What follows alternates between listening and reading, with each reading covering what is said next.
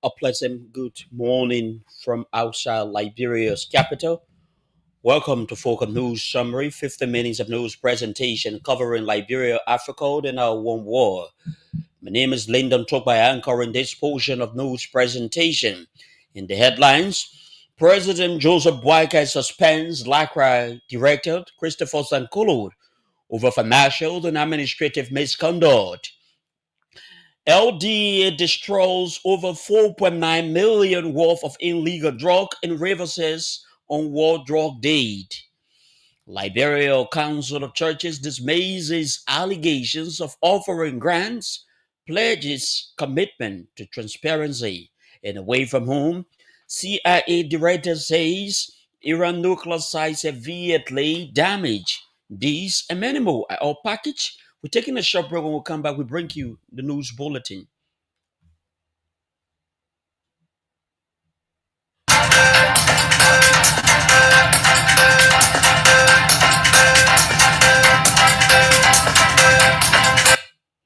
Welcome back and thanks for rejoining us on this presentation. President Joseph Boakai has suspended LACRA Director General Christopher Holt Sankolo and his deputy Chie Gali and made allegations of financial and administrative irregularities at the agency.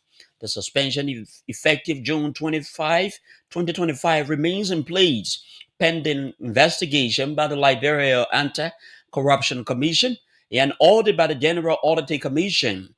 President Boakai, in two separate letters, emphasized that the actions were necessary to uphold transparency, accountabilities, and good governance within the public service institutions.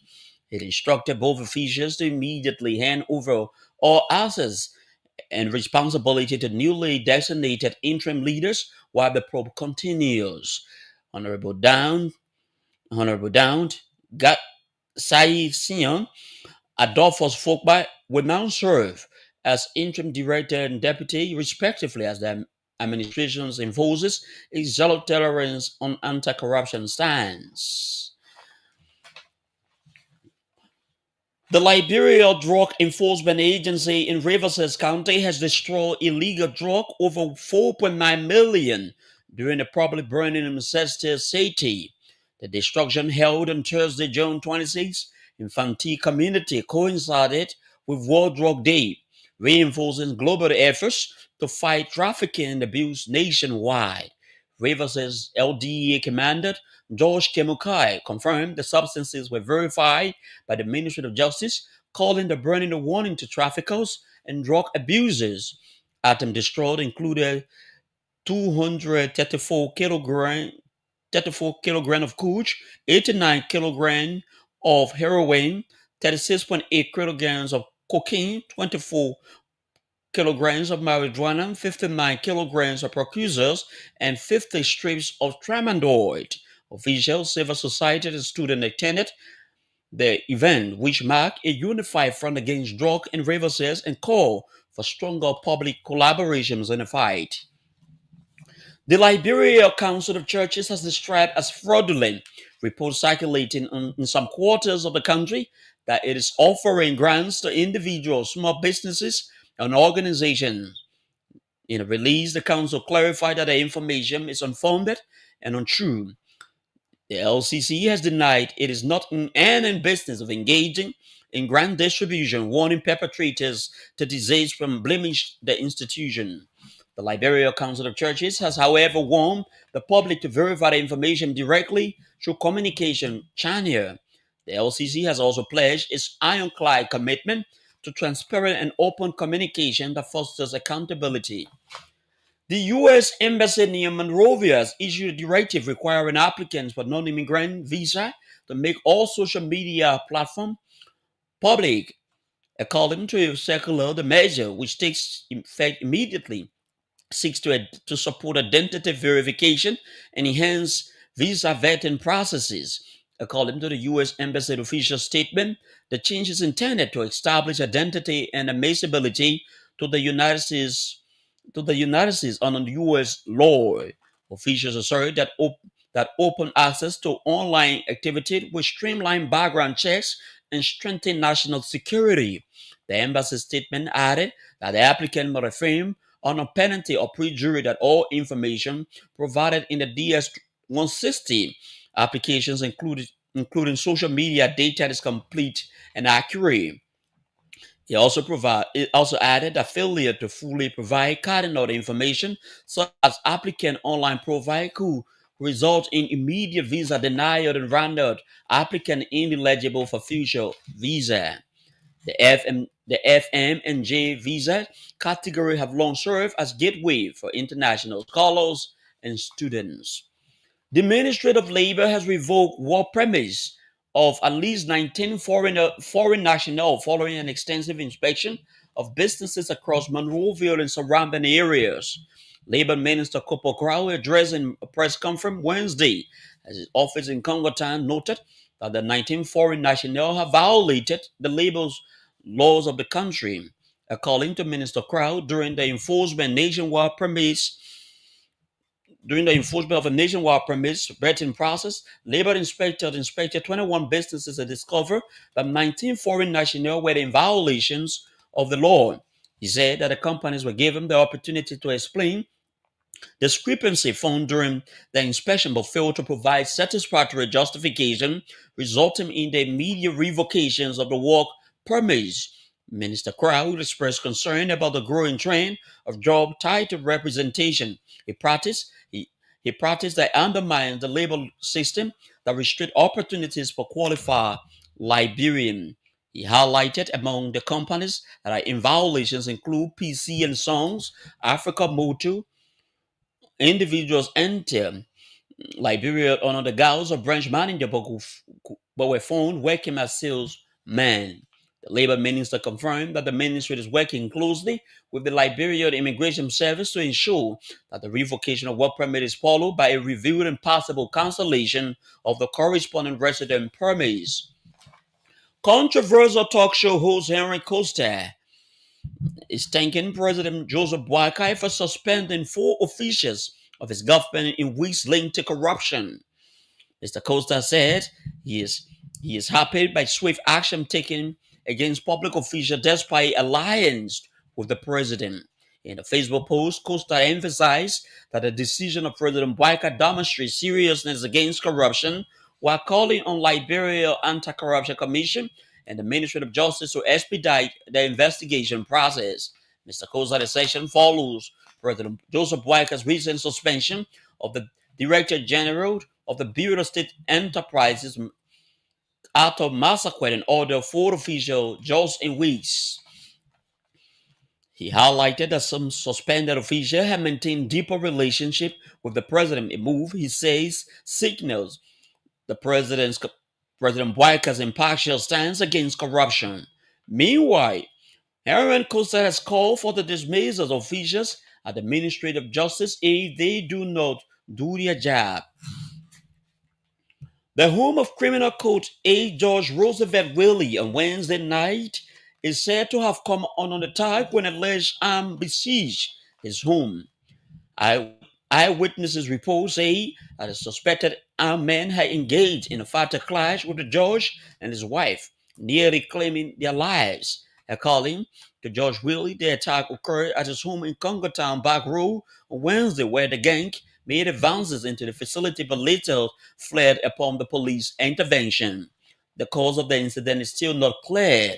Focal FM is yet to establish whether there was any arrest made so far. This is a reminder that you are listening to Focal News Summary, 50 minutes of news presentation covering Liberia, Africa, and our one war.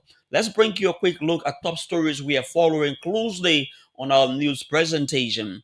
President Joseph Boakai suspends LACRA Director General Christopher Sankolo over financial and administrative misconduct allegation. Liberia Drug Enforcement Agency destroys 4.9 million worth of illegal drug in reverses on World Drug Day. Liberia Council of Churches dismisses allegations of offering grant, pledges commitment to transparency and away from home. CIA director says Iran nuclear site severely damaged. Let's take a short break. When we come back, we bring you more development in our news presentation.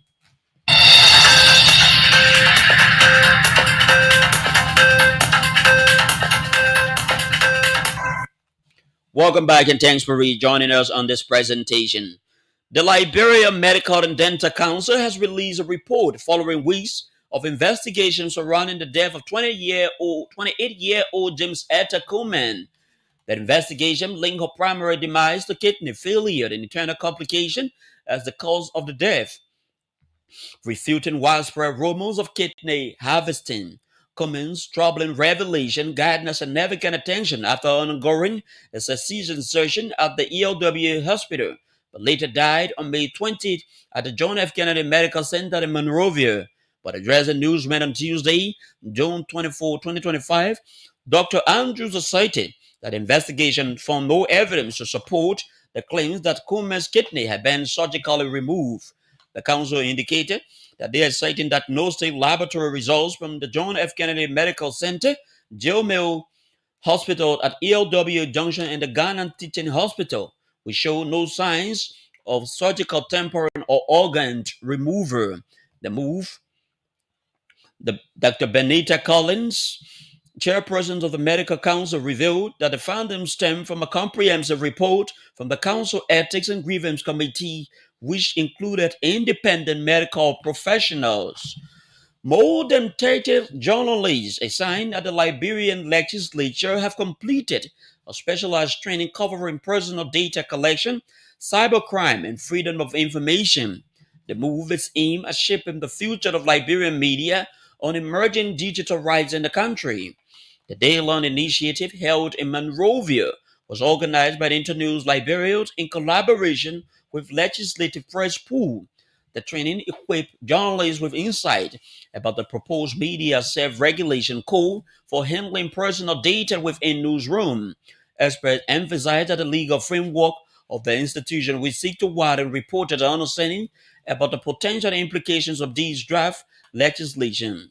The training deepened understanding about press freedom, privacy rights, aimed at fostering responsible journalism.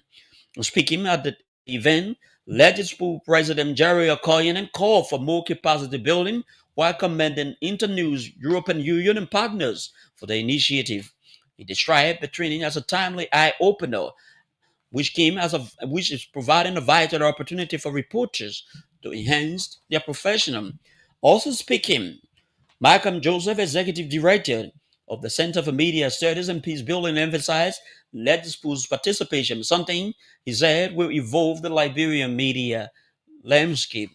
The Ministry of Public Works and the Swedish government have officially launched the construction of 195 kilometers of rural road development. The project will take place in Bong, Loval, and Nema counties. At the mega press briefing Tuesday, Deputy Information Minister Daniel Sanders said the ceremony was held at the Cottington University in Bong County, assembling an array of high-ranking government officials and donor partners, including the Swedish representative and the superintendent for Bong, Lofa, and Nema counties. Minister Sanders disclosed that the project is a $5 million grant financed through the Swedish Rural Development Project. And the head of the CIA has said U.S. strikes severely damaged nuclear facilities and set them back years, diverging from a leaked intelligence report that angered President Donald Trump by downplaying the raid's impact. John Ratcliffe, the U.S. spy agency director, said key sites had been destroyed, though he stopped short of declaring that Iran's nuclear program had been eliminated outright. It comes a day after a leaked preliminary assessment from the Pentagon intelligence suggested the core components of the nuclear program remain intact after the U.S. bombing. Now to end this news, we recap major stories we have been following very closely on our news presentation. President Joseph Boakai suspends BlackRock director Christopher Sankolo over financial and administrative misconduct allegation. Liberia Drug Enforcement Agency destroyed over 4.9 million worth of drug and reverses on World Drug Day. Liberia Council of Churches dismisses allegations of offering grant, pledges commitment to transparency, and away from whom CIA director says Iran's nuclear site severely damaged. This is Spoken News Summary. My name is Kay Lyndon Toba. Good morning.